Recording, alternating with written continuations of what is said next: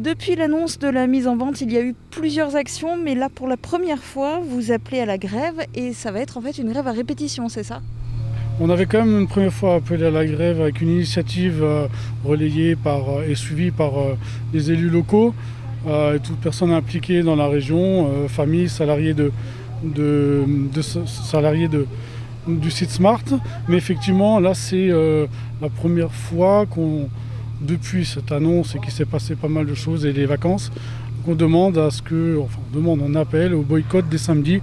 On appelle ça boycott dans le sens où on trouve ça complètement déplacé de la part d'un industriel qui est vendeur, qui veut céder son site à un nouvel entrant et qui demande encore un dernier effort.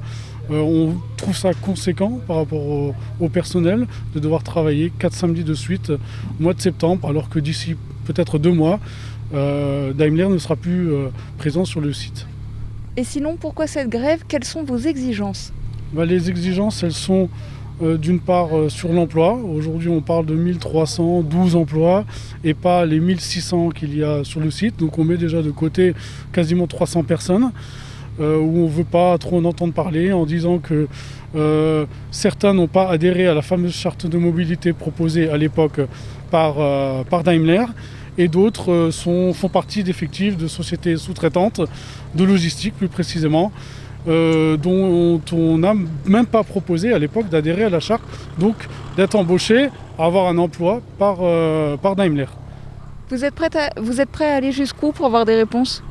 On est prêt à... Alors là, on a appelé à la grève sur ce premier samedi qui vient.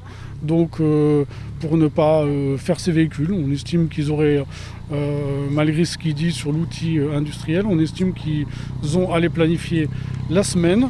Donc on n'a pas besoin, nous salariés, de faire un effort supplémentaire, de demander à sacrifier des vies sociales, des vies de famille sur 4 samedis de suite sur cette rentrée du mois de septembre.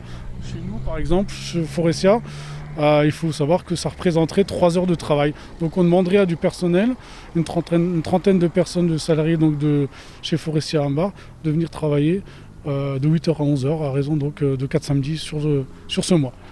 Avec un appel à la grève, vous n'avez pas peur de faire fuir Ineos ou tout autre repreneur potentiel?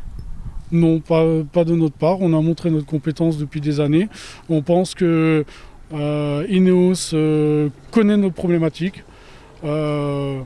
et se met aussi à notre place. On a un processus de négociation, c'est vrai, avec Daimler sur un volet financier pour indemniser les gens qui ne seront pas repris à l'horizon post-2024. Mais pour nous, ça ne change pas. On trouve que cette demande n'est pas recevable aujourd'hui.